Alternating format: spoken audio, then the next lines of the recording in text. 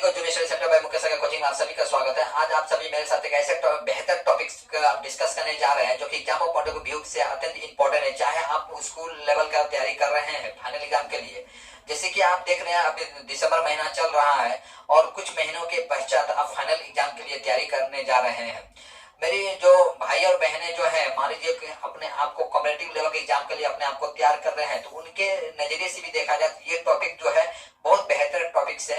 मैं सर्वप्रथम आप लोग से ये नम्र निवेदन करना चाहूंगा कि आप लोग इस मेरा वीडियो में अंत तक बने रहिएगा। यदि आप स्किप करके देखते हैं तो जाहिर सी बात है आप मेरे इस वीडियो का जो फायदा है आप नहीं उठा पाएंगे और कहीं ना कहीं आपको भी दुख होगा और थोड़ी बहुत मुझे भी दुख होगी कि आपकी कामयाबी से यदि मान लीजिए आप एक कदम पीछे रहेंगे, पर मैं जानता हूं कि आप कामयाबी को 2 कदम आगे रहेंगे। ठीक है, तो ऐसा नहीं हो सकता कि आप देखें वीडियो आई यहाँ से आपका कोई भी कॉम्पिटिटिव लेवल के एग्जाम दे रहे हैं, चाहे सेंट्रल लेवल के एग्जाम दे रहे हैं, चाहे रेलवे दे रहे हैं, एनटीपीसी का ये तैयारी कर रहे हैं, चाहे कमांड हायर सेकेंडरी लेवल का तैयारी कर रहे हैं, चाहे कमांड कमांड ग्रेजुएट लेवल का तैयारी कर रहे हैं, चाहे कोई भी स्टेट लेवल का एग्जाम दे लीजिए, चाहे बिहार हो, यूपी हो, उत्तराखंड हो, आप किसी भी लेवल के एग्जाम दे लीजिए, आपको इस टॉपिक से संबंधित प्रश्न पूछे जाते हैं और ऐसा नहीं हो सकता कि एग्जामिनर यहाँ से प्रश्न ना उठाए।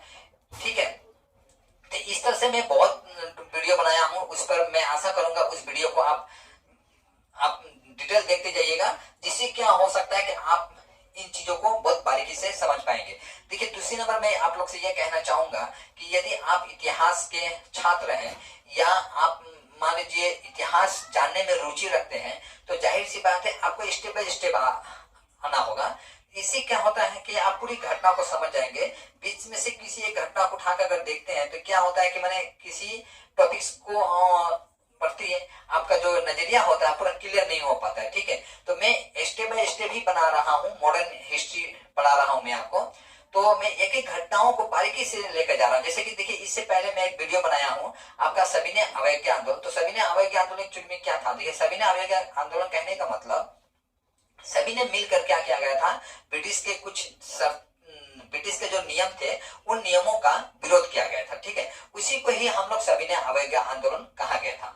जैसे कि मान लीजिए मतलब सभी लोगों ने मिलकर एक विरोध किया था। जनरली आप संक्षिप्त में कहा जाए तो यही समझ लीजिए, सभी समाज के जितने भी लोग थे, अब तक मान लीजिए हम व्यक्तिगत रूप से मना रहे थे, अवज्ञा कर रहे थे, लेकिन अब क्या हुआ, सभी लोग मिलकर अवज्ञा किए। ठीक है, उसी को सविनय अवज्ञा आंदोलन के नाम से जाना गया है। ठीक है, तो उस सविनय अवज्ञा आंदोलन में ही एक पार्ट है गांधी इरविन समझौता। ठीक है, जो कि आपका 5 मार्च 1931 को होता है। ठीक है, ऐसे सविनय अवज्ञा आंदोलन 1930 से लेकर 1934 तक चला था, मैंने 30 से लेकर 34 तक चला था।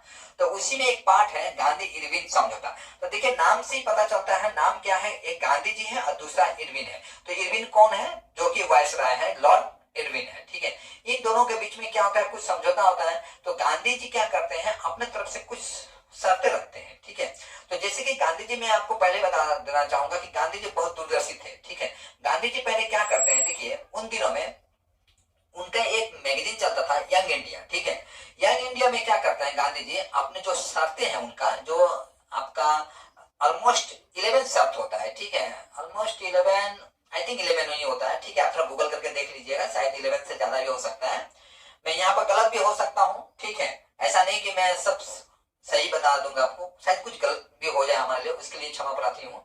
तो देखिए, ऑलमोस्ट 11 आपका शर्तें होता है। जो 11 जो शर्त होता है, गांधी जी क्या करते हैं, पहले यंग इंडिया जो एक मैगजीन निकलता था, न्यूज पेपर निकलता था, उस न्यूज पेपर में पहले क्या करते हैं, छापते हैं। ठीक है, तो छापने के पश्चात क्या होता है, पूरी जनता को पता चलता है हाँ हाँ गांधी जी ये चीज को डिमांड रख रहे हैं। इसके बाद गांधी जी क्या करते हैं, आप देखते हैं कि मैं न्यूज पेपर में तो छपवा दिया, सभी आम जनता को पता चल गया कि ऐसा ऐसा आपका गांधी जी अंग्रेजों से डिमांड रखे। लेकिन अंग्रेज तो जाहिर सी बात है, अंग्रेज क्या कर रही थी, अपने कूटनीति के माध्यम से ब्रिटिशों का भारतीयों का हर डिमांड को क्या कर रही थी, कुचल देती थी। ठीक है, तो इस बार गांधी जी अब लॉर्ड इरविन के पास पहुंच गया। लॉर्ड इरविन कौन था? उस समय भारत का वायसराय था। अब वायसराय के सम्मुख आपका कुछ शर्तें रखते हैं। तो पहला शर्त क्या था, देखिए पहला शर्त ये था, जैसे कि मैं आपको बताया 11 शर्त थी। पहला शर्त ये था कि सर्वप्रथम शर्त था, पहले नासा पर पाबंदी लगा। ठीक है, जो नासा का सेवन कर रहे थे हमारे भारतीय लोग नासा का सेवन कर रहे थे। क्यों सेवन कर रहे थे?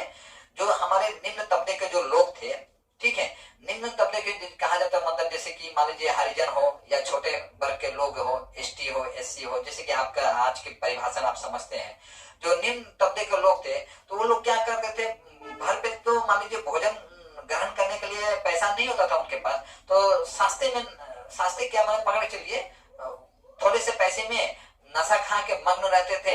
अब इसके बाद भूख का एहसास भी उनको नहीं होता था, तो नशा का आदि कर रही थी ब्रिटिश। और जितना हम नशा का सेवन कर रहे थे, ब्रिटिश को उतना ही इनकम हो रहा था, ठीक है। जैसे कि आपको पता होगा कि ब्रिटिश क्या कर रही थी, अफीम का खेती करा रही थी। सोच लीजिए, ब्रिटिश अफीम का खेती करा रही थी, गांजा का खेती करा रही थी। इससे क्या हो रहा था, ब्रिटिश को लाभ प्राप्त हो रहा था, ठीक है, रेवेन्यू मिल रहा था ब्रिटिश को। तो लेकिन हमें क्या मिल रहा था? हमें तो कुछ भी नहीं मिल रहा था। जहां हम मान लीजिए अपने खेतों में जहां हम फसल के पैदावार कर रहे थे, ब्रिटिश बहुत सातिर माइंड की थी। मैं आपको इसको सातिरों का अगर विश्लेषण करने जाऊं तो आप भी थोड़ा बहुत स्ट्रेंज हो जाएंगे। देखिए ब्रिटिश क्या सातिर माइंड थी। ब्रिटिश देखिए, जैसे कि मान लीजिए हमारे खेतों में क्या करते थे, हम लोग अनाज का पैदावार करते थे, जैसे कि मान लीजिए चावल गेहूं का पैदावार करते थे।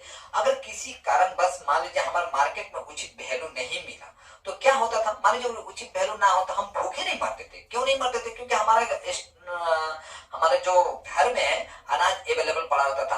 कम से कम हम एक साल तो बैठ के खा सकते थे आराम से, ठीक है। ब्रिटिश क्या करती है, यहाँ पर एक तरकीब लगाती है, देखती है कि उसके तो पैसा बहुत जल्दी कमाना है उसे, तो वो एक बुद्धि अपनाती है, बोलती है कि एक काम करो, आप लोग ये फसल का पैदावार ना करके तुम आप लोग अफीम का खेती करो, नील का खेती करो, है ना, गांजा का खेती करो। इससे क्या होगा कि मैं आपको आप जो अनाज बेच रहे हैं, इससे मैं ज्यादा आपको पैसा दूंगा, ठीक है।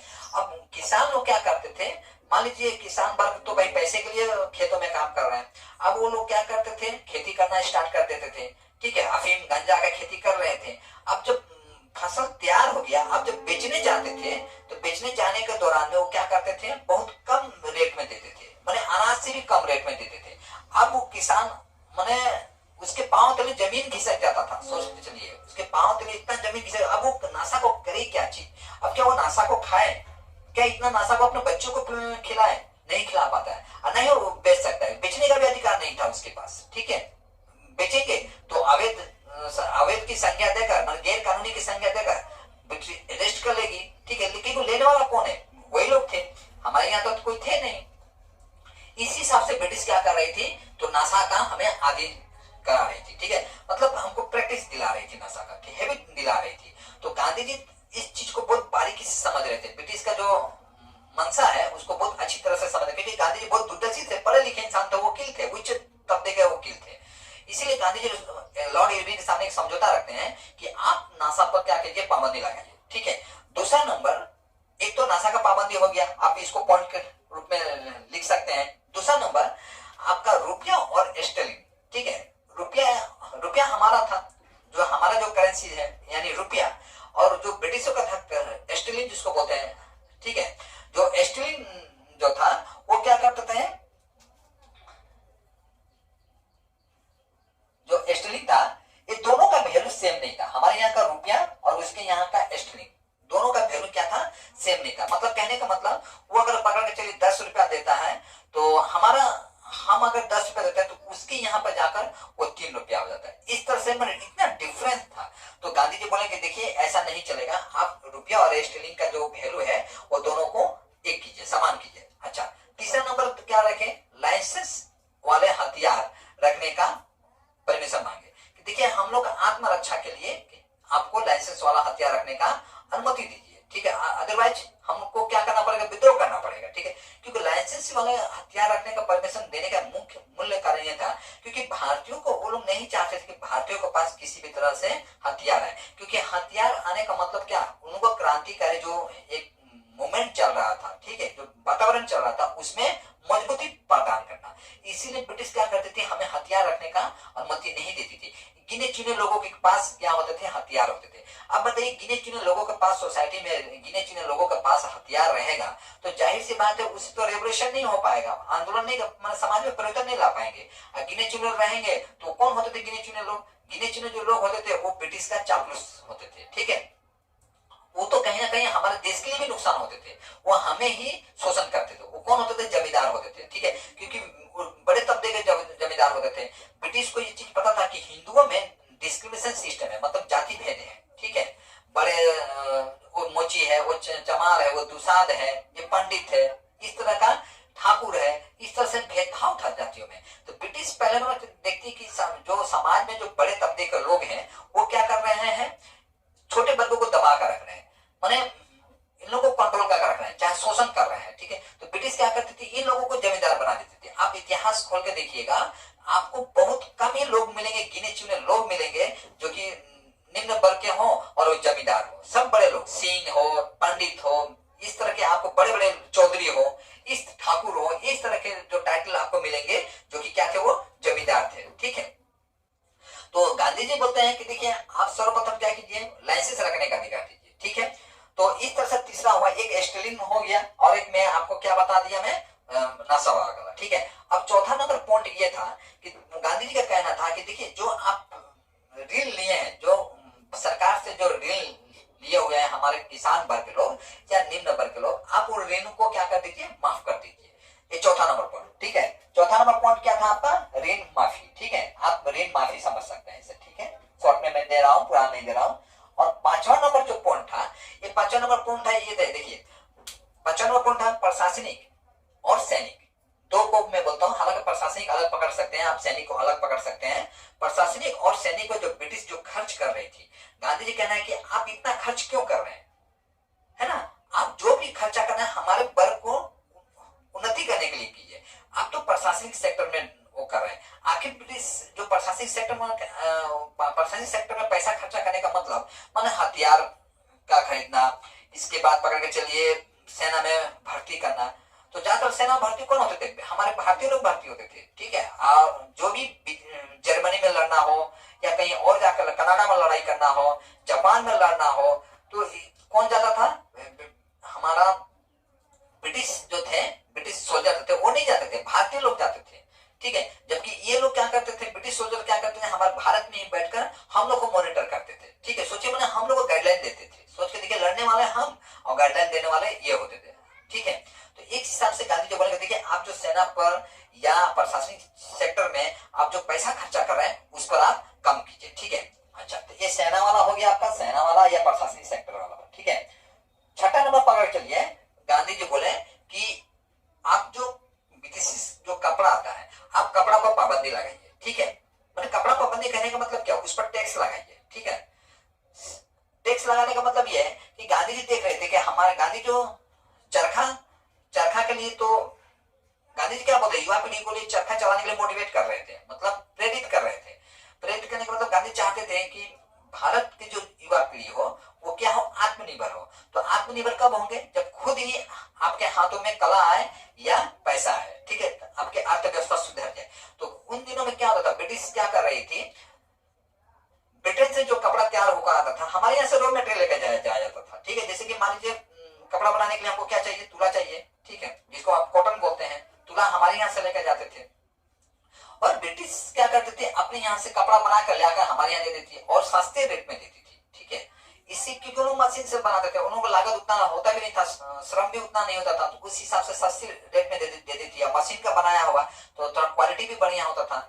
और हमारे यहाँ के जो लोग थे, गांधी जी युवा पीढ़ी को मोटिवेट कर रहे थे, लोग सूत काट के अपने हाथों से सूत काट कर कपड़ा बीत देते थे। जाहिर सी बात है खादी का कपड़ा तो देखने में उतना अच्छा भी नहीं लगता था, पर यहाँ तो श्रम लगा है ना, मेहनत लगा है, तो उस मशीन का एक मेहनत और यहाँ का एक शारीरिक रूप से मेहनत, दोनों में तो अंतर होता है। तो जाहिर सी बात है इसका थोड़ा दाम ज्यादा होता था और देखने में भी अच्छा नहीं लगता था, लास्टिंग भी अच्छा नहीं करता था। वही ब्रिटिश का सामान देखिए, वो देखने में भी अच्छा, लास्टिंग भी अच्छा, तो ठीक है, अब दाम भी कम। तो सारे युवा लोग क्या होते थे, उस तरफ जाते थे कि ब्रिटिश का सामान लेने के लिए आतुर हो जाते थे। गांधी जी ने बताया कि देखिए ऐसा करने से युवा पीढ़ी को भी मोटिवेट करते हैं। गांधी जी बोलते हैं देखिए आप यदि ऐसा करेंगे तो क्या हो जाएगा, हमारा देश का एक बड़ा सा रुपया, ठीक है, बड़ा सा रुपया हमारे देश से बाहर निकल जाता है, जो हमारे ही पैसा है। और हमारे पैसे को ब्रिटिश क्या करती है, हमारे ऊपर ही हमारे नीतियों को दमन करने के लिए उपयोग कर रही है। इसलिए सर्वप्रथम आप क्या कीजिए, उस विदेशी कपड़ा को रोकिए, मत पहनिए आप, ठीक है। अपने देश का ही कपड़ा पहनिए, जो आपके देश में भाई बहन जो बना रहे हैं कपड़ा, उस कपड़े का उपयोग कीजिए। और लॉर्ड इरविन से एक शर्त रखते हैं कि जो ब्रिटिश विदेशी कपड़ा, ठीक है, ब्रिटेन नहीं कहा जा सकता, विदेशी कपड़ा जो आ रहा है बाहर से, उस कपड़ा पर क्या लगाइए आप टैक्स लगाइए, मतलब टैक्स लगाए ताकि भारतीय कपड़ा और दोनों कपड़ा दोनों क्या हो जाए, बराबर हो जाए। उदाहरण को तो यदि आपको समझना तो सबसे सटीक उदाहरण बोलूंगा, आज का चाइना का प्रोडक्ट पकड़ के चलिए और इंडियन प्रोडक्ट पकड़ के चलिए। जो चाइना का प्रोडक्ट है क्या है, भले लास्टिंग ना करे लेकिन लोग चाइना की तरफ अट्रैक्ट ज्यादा होते हैं क्योंकि कम दाम में मिलता है, भले 2 दिन में खराब हो जाए। वहीं ब्रांडेड कंपनी का कोई सामान लीजिए, दाम भी ज्यादा और आपको शायद देखने में भी अच्छा ना लगे। चाइना क्या करता है, देखने में भी सुंदर और आपका सेल भी हो जाता है उसका। तो सेम आप उदाहरण के लिए चाइना का माल पकड़ चलिए और ब्रांडेड का भारत का माल पकड़ कर चलिए, ठीक है सामग्री। इसलिए क्या मोदी जी, हमारे जो मोदी जी हैं देश का मुखिया है, उन्होंने मेक इन इंडिया एक अभियान चलाया था, मतलब भारत का सब कुछ होना चाहिए। अच्छा, इस तरह से आप 6ठा नंबर आप समझ लीजिए, सेना हो गया, या 6ठा नंबर था आपका कपड़ा, ठीक है, कपड़ा आपका 6ठा नंबर। अब 7वां नंबर पॉइंट देखिए, 7वां नंबर पॉइंट ये था कि जो भारतीय लोग थे, गांधी जी ने का दूसरा 7वां नंबर शर्त ये था, जो समुद्र के किनारे जो लोग रह रहे, जनता रह रही है, उनको नमक बनाने का अधिकार देना चाहिए। क्योंकि ब्रिटिश क्या करती थी, पैसे कमाने के लिए सर्वप्रथम क्या करती थी, उसका एक ऐसा बुद्धि था कि देखिए, ब्रिटिश को पता था कि नमक कौन नहीं खाता है, नीचे तबके के लोग से लेकर ऊपर तबके के लोग खाते हैं। तो ब्रिटिश क्या करती है, आपका नमक बनाने पर पाबंदी लगाती है कि नमक कोई भारतीय नहीं बना सकता, मतलब ब्रिटिश क्या करेगी, आपका नमक बनाएगी। इससे क्या होगा कि हमारे जो भारतीय लोग थे नमक नहीं बना पाते थे, और इससे क्या होता है, इसका नकारात्मक प्रभाव क्या पड़ता है हमारे आम जनता को, जो कि अर्थव्यवस्था से काफी कमजोर थी, आर्थिक नजरिए से काफी कमजोर थी, उन लोग भी टैक्स देने के लिए बाध्य थे। जैसे कि मान लीजिए इनकम टैक्स लगाना थी, इनकम टैक्स लगाना मतलब जो इनकम करेगा वही तो टैक्स देगा, जो इनकम नहीं करेगा तो टैक्स नहीं देगा। लेकिन यहाँ नमक पर टैक्स लगाने का मतलब छोटे तबके से लेकर बड़े तबके के लोग क्या करते थे, टैक्स देने के लिए बाध्य हो जाते थे, ठीक है। तो ये आपका 7वां नंबर पॉइंट, ठीक है, 7वां नंबर पॉइंट आपका नमक बनाने का परमिशन, ठीक है। अच्छा, अब 8वां नंबर पॉइंट क्या होगा, देखिए 8वां नंबर पॉइंट आपका बोलूं, 8वां नंबर पॉइंट ये था कि देखिए, उनका मानना था कि आपका 8वां नंबर में कि जो राजनीतिक पार्टी को अरेस्ट किया गया है, ठीक है, उनको रिहा किया जाए, राजनीतिक पार्टी को क्या किया जाए, रिहा किया जाए। इस तरह गांधी जी का ये 8वां नंबर पॉइंट था कि आप उनको, जैसे कि ब्रिटिश क्या कर रही थी, रॉयल एक्ट के तहत, रॉयल एक्ट क्या था, रॉयल एक्ट एक ऐसा एक्ट था कि जो कि भारतीयों को संदेह के आधार पर उनको अरेस्ट कर लिया जाता था, उनको देशद्रोही की संज्ञा देकर उनको अरेस्ट कर लिया जाता, चाहे वो कोई कविता लिखे, चाहे वो कहानी लिखे, उनको ऐसा ब्रिटिश को लगता था कि नहीं ये तो हमारे प्रशासन के खिलाफ लिख रहा है ना, चाहे मैगजीन में छाप रहा है, तो उसको देशद्रोही की संज्ञा दे दो और उसको उठा के जेल में करवास की सजा सुना दो, ठीक है, कोर्ट में लेके जाओ, वो भी दलील रखने का अनुमति नहीं, आप किसी तरह का याचिका भी दर्ज करने का अधिकार नहीं, और ना ही बताने की जरूरत है, सिर्फ उसको एक नहीं बोलना था कि आपका देशद्रोही का नियम लागू किया जा रहा है और आपको इतने साल की सजा सुनाई जाती है। वहां पे कोई भारतीय भी नहीं होते थे, ठीक है, जज जो होता था वही लोग होते थे, सब A to Z जज वही होते थे, ना कि हमको अपना वकील रखने का परमिशन था। इस तरह से भारतीयों के बहुत सारे जो नेता थे, जैसे लाला लाजपत राय हुए, ठीक है, आपका चित्तरंजन दास हुए, ठीक है, गोपाल कृष्ण गोखले हुए, इन लोगों को अरेस्ट कर लिया गया था, ठीक है।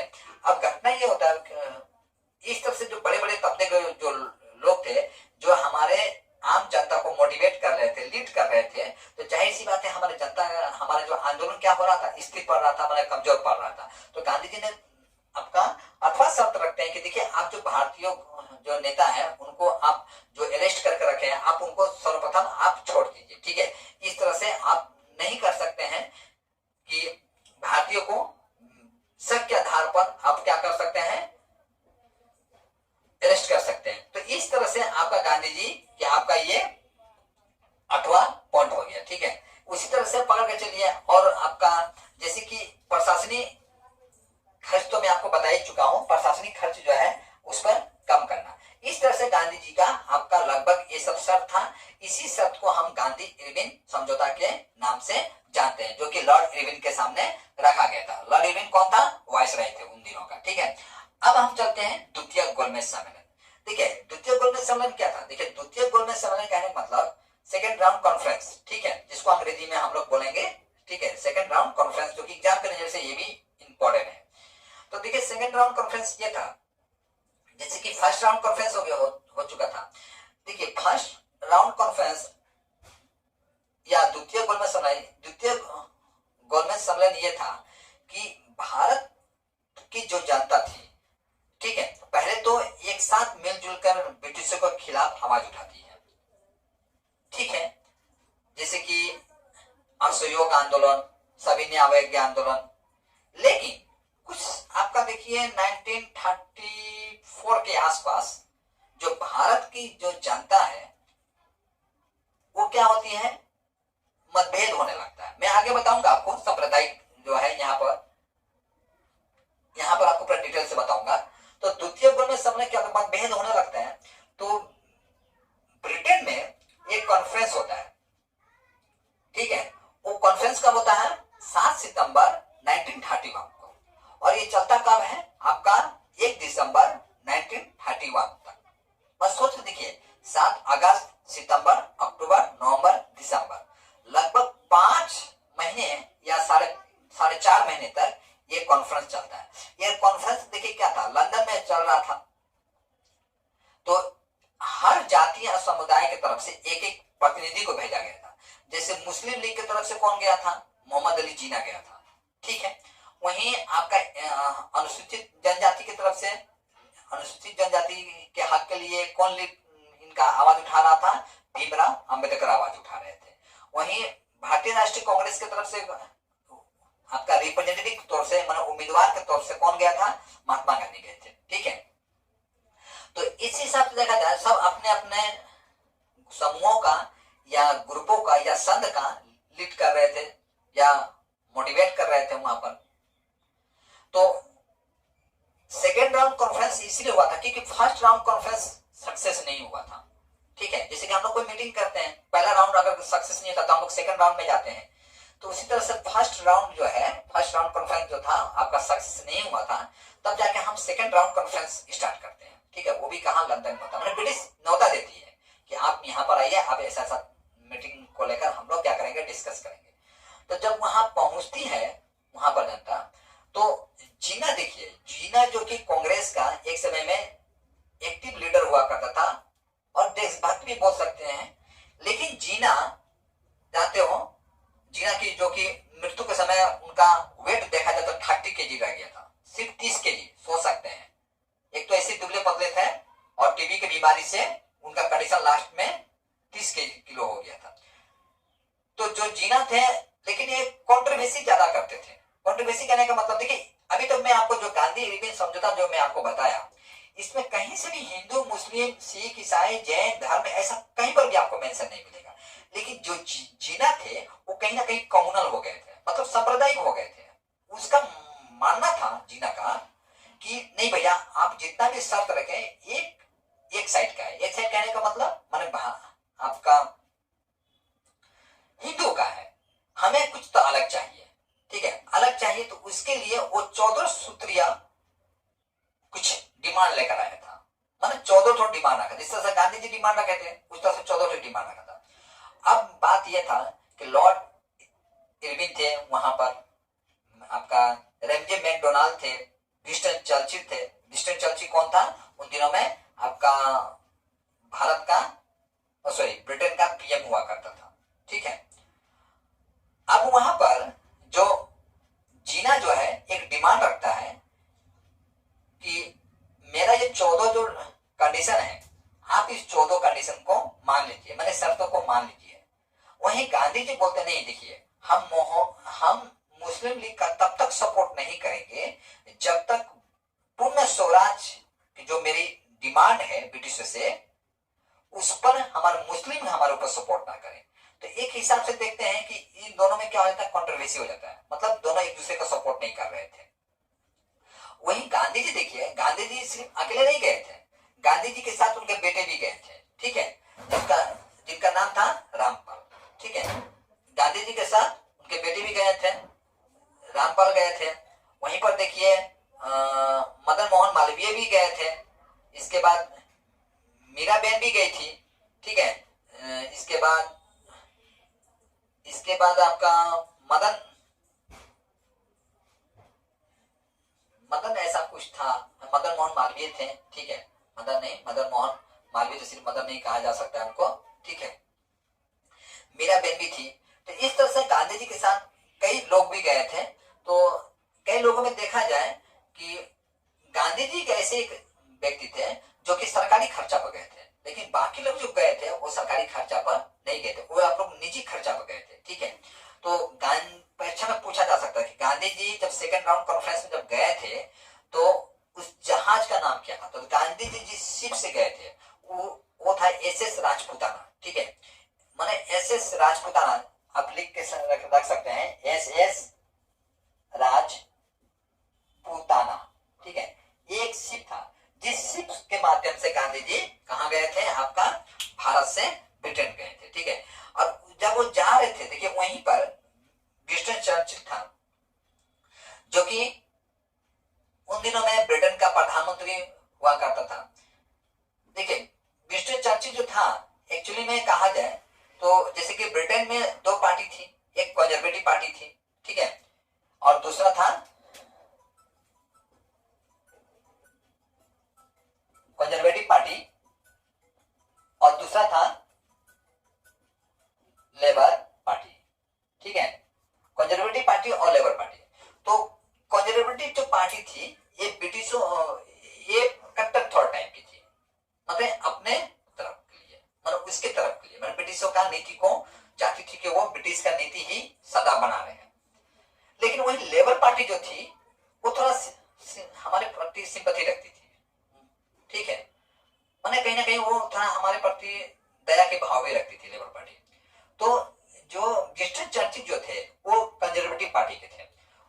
गांधी जी को देखकर उसको इतना बुरा लगता है, ठीक है, जब गांधी जी हॉल में एंटर कर रहे थे, मतलब जा रहे थे, तो गांधी जी को जब फेस टू फेस मिलता है, जैसे कि हाय हेलो हम लोग बोलते हैं, नमस्ते, कहां से आए, परिचय करते हैं, तो अपने साथियों के साथ गांधी जी को वो इंसल्ट कर देता है, मतलब अपमानित कर देता है, जो कि हमारे देश के तो बड़े लीडर थे ही। सिर्फ गांधी जी हमारे देश के लीडर नहीं बल्कि उच्च तबके के लीडर थे और विश्व स्तर के लीडर बोल सकते हैं, क्योंकि गांधी जी साउथ अफ्रीका में भी पूजे जाते थे, ठीक है। उन गांधी जी को, है ना, मिस्टर चाची जो है क्या बोलता जानते हैं आप, मिस्टर चाची कहता है अदनंगा गांधी कहता है, ठीक है। मतलब गांधी जी शॉर्ट कपड़ा पहनते थे, क्योंकि गांधी जी, देखिए गांधी जी का शॉर्ट कपड़ा पहनने के मतलब छोटे कपड़ा पहनने का मतलब ये था, गांधी जी का मानना था कि मैं उतने ही कपड़ा पहनूंगा जितना कि हमारे भारतीय लोग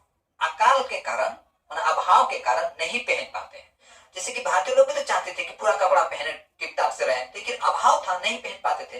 तो गांधी जी आम जनता को ध्यान में रखकर वो थोड़े से कपड़ा पहनना पसंद करते हैं, बोलते कि मैं पूरी तरह से आम जनता जिस तरह से रहती है, उनका लिविंग का मोड, मतलब जीवन जीने का जो तरीका होता है, मैं उसी तरह से जीऊंगा। इसलिए देखेंगे गांधी जी को आप हमेशा शॉर्ट कपड़ा में और एक ऊपर से चादर, ठंडा के दिन में आप ऐसे देखेंगे, आज तो कहीं बिना गंजी का भी आप देखे होंगे ऐसा।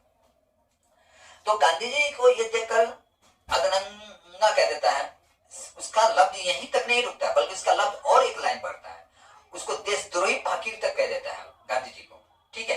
तो इस परीक्षा में पूछा जाता है अदनंगा, गांधी जी को अदनंगा किसने कहा था, तो मिस्टर चर्चिल होगा। यहाँ से इंपॉर्टेंट प्रश्न है, ठीक है।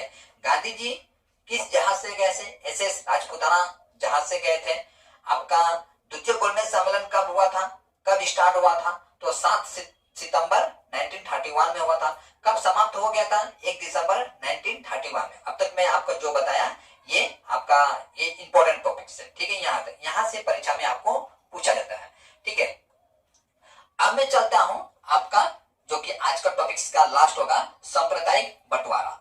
सांप्रदायिक बंटवारा यानी सांप्रदायिक बंटवारा कहने का मतलब नाम से आपको पता चल गया होगा, कम्युनलिज्म, जिसको इंग्लिश में हम लोग क्या बोलते हैं, इसको कम्युनलिज्म, कम्युनलिज्म, ठीक है। मतलब सांप्रदायिक। सांप्रदायिक, अब प्रश्न उठता है कि सांप्रदायिक एक्चुअली में होता क्या है। देखिए सांप्रदायिक कहने का मतलब जब हम अपने धर्म को, ठीक है, बेस्ट बताएं और दूसरे धर्म के प्रति नफरत की भावना रखें, उसी को हम सांप्रदायिक बोलते हैं, ठीक है, मतलब कम्युनलिज्म विचारधारा बोलते हैं। यदि आपको इससे भी अगर शॉर्ट शॉर्ट में कहा जाए तो कहने का मतलब देखिए, मैंने कमल के भाव को मेरा संप्रदाय, मतलब मेरा अपना जो संप्रदाय है, मेरा पंथ, ठीक है। पंथ कहने का मतलब, पंथ देखिए, पंथ कहने का मतलब आप ईश्वर की प्राप्ति करने के लिए जो मार्ग बताया जाता है उसको हम लोग पंथ बोलते हैं, ठीक है। जैसे कि बहुत सारे का पंथ होता है, ईश्वर प्राप्ति का मार्ग बताते हैं कि आप इस पंथ में जुड़ जाइए। समूह समझ लीजिए आप, ईश्वर प्राप्ति का जो समूह होता है, मैं देखिए समूह थोड़ा बोलना थोड़ा अजीब लगता है, पंथ ही समझिए तो बेस्ट रहेगा। मतलब कहने का मतलब ईश्वर प्राप्ति के लिए जो मार्ग बताता है, तो ऐसे मार्ग को ही हम लोग पंथ के नाम से जानते हैं। अपना संप्रदाय, अपना पंथ और अपना मत, ठीक है, मैंने अपना विचार को ही हम लोग क्या बोलते हैं, सांप्रदायिक बोलते हैं। मतलब हम इसमें क्या करते हैं, देखिए अपना संप्रदाय को हम बेस्ट बोलते हैं, अपना पंथ को बेस्ट बोलते हैं, और अपना जो विचारधारा होता है उसको बेस्ट बोलते हैं, हम दूसरे का कदर नहीं करते हैं, ठीक है। तो इसको ही हम लोग क्या बोलते हैं, सांप्रदायिक भावना बोलते हैं, ठीक है। अब देखिए सांप्रदायिक जो भावना जो है, हालांकि देखिए मुस्लिम लीग स्टार्ट करता है, कब स्टार्ट करता है आपको मुस्लिम लीग, 23 मार्च 1940 में, ठीक है। सांप्रदायिक जो बंटवारा होता है आपका, जनरली आपका 1932 में इसका होता है। लेकिन देखिए यदि कहा जाए कि पाकिस्तान का डिमांड जो होता है, ठीक है, सांप्रदायिक बंटवारा के तहत ही पाकिस्तान का भी डिमांड होता है। देखिए उन दिनों में जो कि सांप्रदायिक बंटवारा के दौरान कि एक मंत्री थे, प्रधानमंत्री थे, कहां का, ब्रिटेन का, जिनका नाम था मैकडोनाल्ड, ठीक है। मैकडोनाल्ड नाम को थोड़ा और रखिएगा।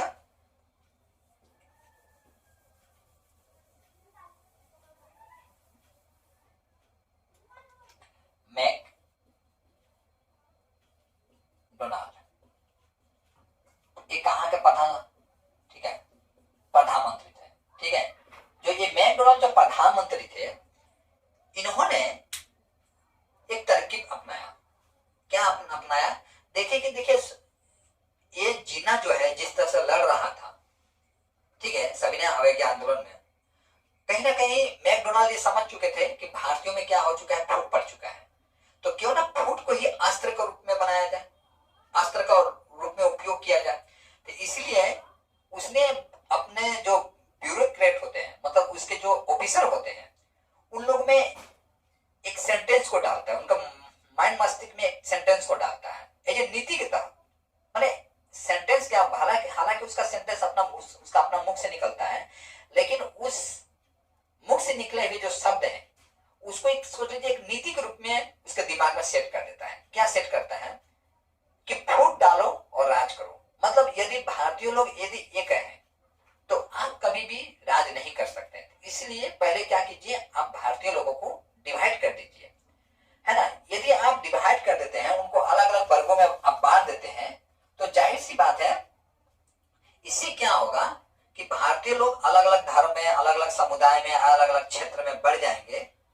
तो इससे उन लोगों के जो एकता है उसमें कहीं ना कहीं फूट पड़ जाएगी। इसीलिए मैकडोनाल्ड का मानना था, रैमजे मैकडोनाल्ड, ठीक है, इनका पूरा नाम होगा, इनका मानना था कि भारतीय लोग में की जो एकता है सर्वप्रथम उसमें फूट डालने का काम कीजिए। तो देख रहे थे कि भारतीय में जैसे कि हिंदू है, मुस्लिम है, सिख है, ईसाई है, जैन है, बहुत तरह का धर्म के लोग हैं, तो इन लोगों को अलग अलग निर्वाचन क्षेत्र में डिवाइड कर देते हैं। मतलब वहां का जो इलेक्शन होगा, वहां के लोग, वहीं के लोग उस वोट में खड़े होंगे, आप जाके खड़े नहीं हो सकते। एक एक एरिया वाइज डिवाइड कर देता है कौन, रैमजे मैकडोनाल्ड।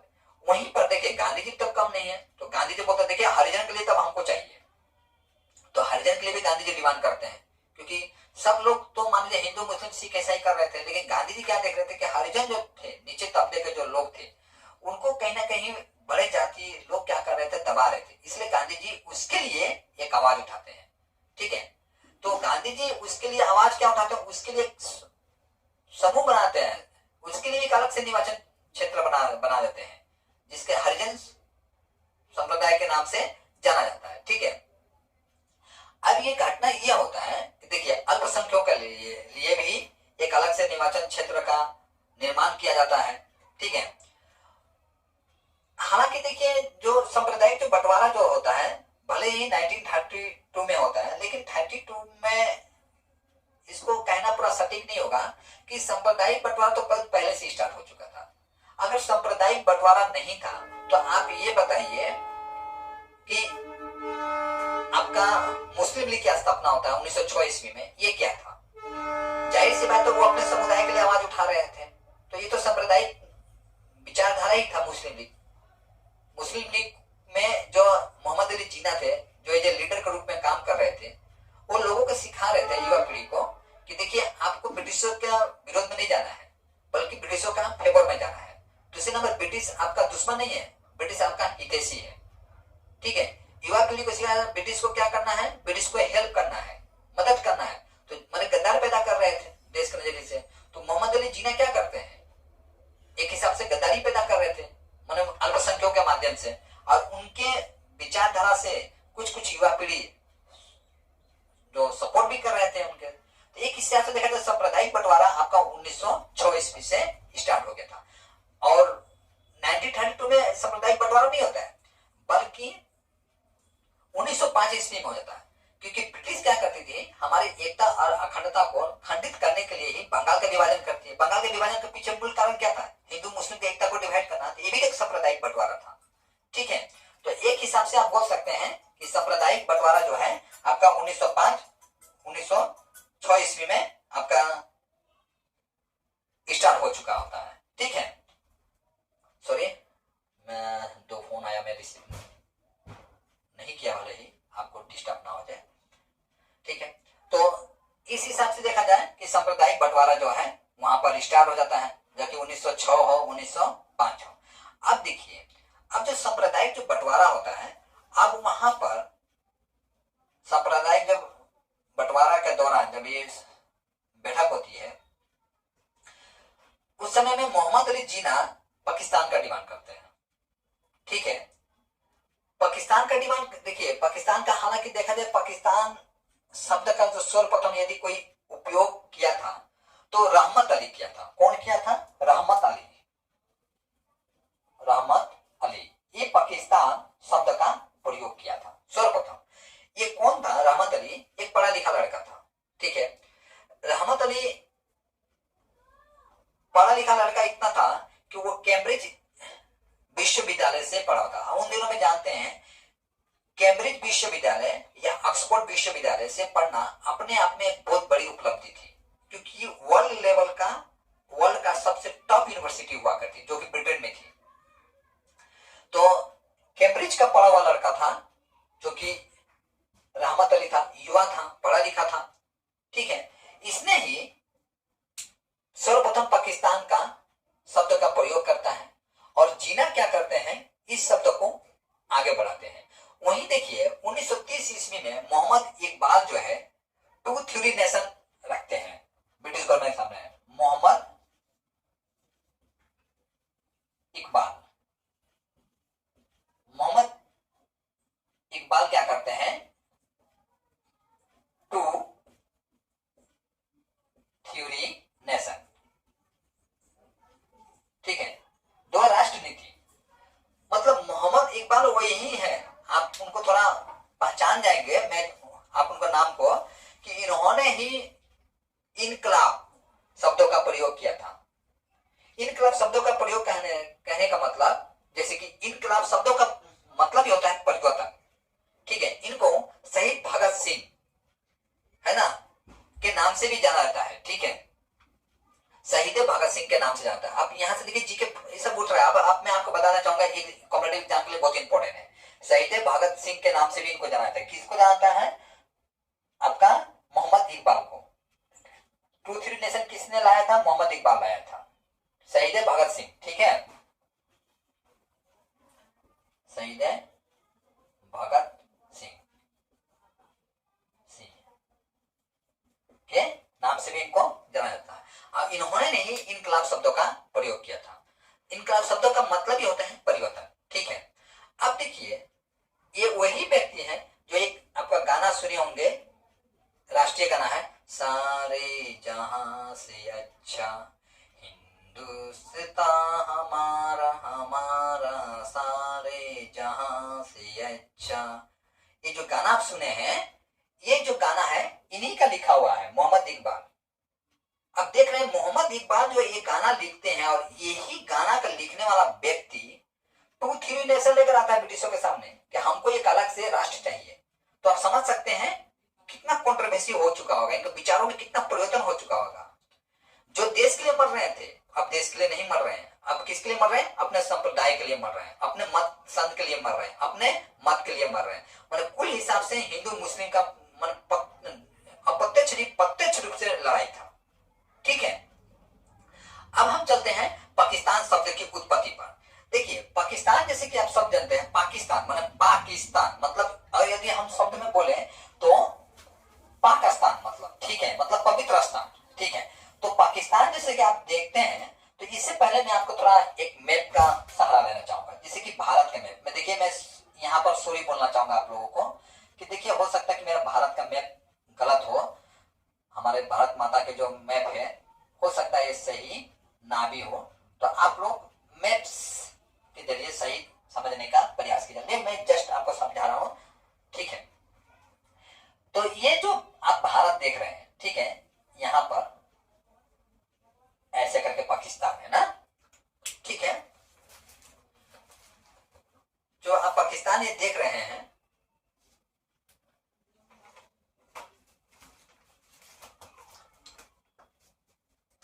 ये पाकिस्तान, तो पाकिस्तान यही स्पेलिंग है पाकिस्तान का। तो देखिए यहां पर आप क्या देख रहे हैं, यहां पर पंजाब, तो पी से पंजाब। ठीक है, ठीक है, पाकिस्तान। इसके बाद यहां पर पाकिस्तान, दो शब्द में। इसके बाद कश्मीर, ठीक है, ये कश्मीर पार्ट पकड़ के चलिए, और अफगानिस्तान,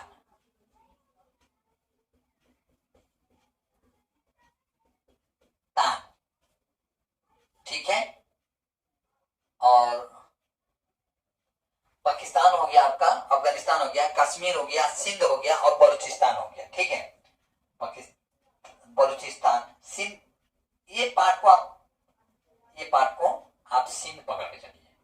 ठीक है, सिंध, बलूचिस्तान यहीं पर है आपका, जो कि भारत में मिलना चाहता है। ठीक है,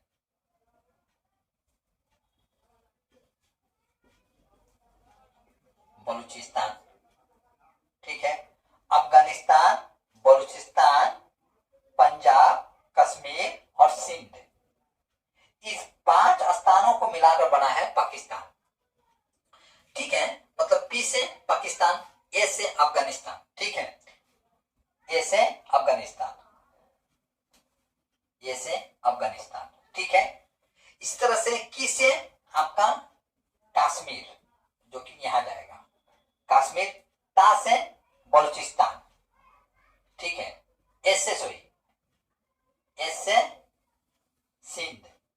ठीक है, तान से, ये जो तान है आप देख रहे हैं, तान से चला जाइए आप, ये बलूचिस्तान। ठीक है, तो इस शब्द से देखिए, मैंने उन लोगों का मानना था कि भारत के जो ये पार्ट है, इस पार्ट को हमें दे दीजिए। मतलब कहने का मतलब ये कश्मीर जो आप देख रहे हैं ना, ये कश्मीर को ये लोग इस तरह से डिमांड कर रहा था, अरे कश्मीर भी ले लेगा, पाकिस्तान भी ले लेगा। ठीक है, ये लोग पाकिस्तान में मिलाएंगे। वैसे समय में हमारे जो सरदार वल्लभ भाई पटेल थे, जो कि होम मिनिस्टर थे, उनका बहुत इंपॉर्टेंट रोल होता है। उनका एक तो जानते क्या रूल होता है, उनका ये रूल होता है डंडा और मिठाई वाला। प्यार से बोलते थे भैया मिठाई खा लो, नहीं खाते थे तो ऊपर से 4 डंडा। मैंने कहने का मतलब पहले प्यार से समझाते थे कि देखो भैया मान लो, ठीक है, नहीं मानोगे तो ये होम मिनिस्टर के जैसा आपको पेश आना पड़ेगा। होम मिनिस्टर के पेश आने का मतलब पीठ का बकला उठा देना। समझ में आ रहा है ना? तो अब उससे ऊपर ज्यादा बोलना भी ठीक नहीं रहेगा। तो ये इस हिसाब से लोग पाकिस्तान का नामकरण किया गया था। ठीक है, तो एक हिसाब से देखें आपका, इस तरह से मैं आपको सांप्रदायिक जो बंटवारा था, उस बंटवारा के बारे में आपको अपने तरफ आपसे सिंपल तरीका से समझाने का प्रयास किया हूं, ठीक है, और एग्जाम के नजरिए से भी अत्यंत इंपॉर्टेंट है। तो आज का क्लास मैं यहीं पर समाप्त करता हूं, ठीक है, और मैं आशा करूंगा कि आप इस वीडियो को यदि आप एक बार देखकर आपको नहीं समझ में आता दो बार देखिए, और साथ साथ में मैं आपको ये नम्र निवेदन करता हूं आपसे, ठीक है, मेरी आशा है कि आप मेरा निवेदन को रखेंगे आप कि पढ़ने के दौरान एक खाता और एक कलम साथ में लेके बैठिए। जो जो मैं इंपॉर्टेंट टॉपिक्स बोल रहा हूं, नाम बोला, तो उनको आप नोट करते चलिए। जैसे गांधी इरविन समझौता किसके किसके बीच में हुआ था, प्रश्न यहां से निकलता है, कब हुआ था, कब समाप्त हुआ, ठीक है, पाकिस्तान का बंगाल का विभाजन कब हुआ था, मुस्लिम लीग की स्थापना कब हुआ था, ठीक है, गांधी जी जब सेकंड राउंड कॉन्फ्रेंस में गए थे, द्वितीय गोलमेज सम्मेलन में गए थे, तो किस जहाज से गए थे, उनके गांधी जी के जो पुत्र थे, जो उनके पुत्र का नाम था देवदास गांधी, ठीक है, मैं उस टाइम रामदास गांधी बोल दिया, देवदास गांधी थे, ठीक है। तो उनके साथ कौन कौन लोग गए थे, शायद यहाँ से एक नाम उठा के आपको एमसीक्यू में पूछा जा सकता है, जैसे घनश्याम बिड़ला भी थे उसमें, ठीक है, और मीराबेन भी थी, इसका मदन मोहन मालवीय भी थे वहां पर, ठीक है। इस तरह से आपको प्रश्न वहां से पूछा जा सकता है। सेकेंड राउंड कॉन्फ्रेंस में था तो एससी जनजाति के तरफ से कौन रिप्रेजेंट कर रहे थे, एससी माना अनुसूचित जनजाति की तरफ से तो भीमराव अंबेडकर, तो कांग्रेस भारतीय राष्ट्रीय कांग्रेस की तरफ से कौन रिप्रेजेंट कर रहे थे, तो महात्मा गांधी, मुस्लिम लीग की तरफ से कौन रिप्रेजेंट कर रहे थे, तो जिन्ना कर रहे थे। इस तरह से आपको परीक्षा में यहाँ से बहुत तरह का एमसीक्यू प्रश्न पूछा जा सकता है। तो मैं आशा करूंगा कि अब तक मेरा आप वीडियो में बने होंगे, और मैं साथ में देखिए मैं आपको सब्सक्राइब करने को नहीं बोलूंगा, ठीक है, ये आपके ऊपर डिपेंड करता है। यदि आपको अच्छा लगा तो भी जाके आप सब्सक्राइब कीजिएगा, ठीक है, अन्यथा मैं आपको फोर्स नहीं करूंगा कि आपको सब्सक्राइब करना है, ठीक है, ये आपके अपने मानवता के हिसाब से मैं आपको ऊपर छोड़ देता हूँ। हाँ, लेकिन एक बात मैं आपको रिक्वेस्ट करूंगा कि यदि आप मेरा वीडियो देख रहे हैं तो इस पे आप कमेंट जरूर कीजिएगा, ठीक है। यदि आपको क्लास बुरा लग रहा है तो भी कमेंट कीजिएगा, यदि अच्छा लग रहा है तो भी आप कमेंट कीजिएगा, ठीक है। सॉरी, मैं बुरा बोल दिया, यदि अच्छा लग रहा है तो भी आप कमेंट कीजिएगा। और साथ में यदि इस टॉपिक से संबंधित आपके पास कुछ इंफॉर्मेशन हो, मतलब कुछ सूचनाएं हो, तो वो भी कीजिएगा। आपके दिए गए मैसेज से शायद हमें कुछ ज्ञान की जो वृद्धि हो सकती है, ठीक है। तो आज की क्लास यहीं समाप्त करता हूं। जय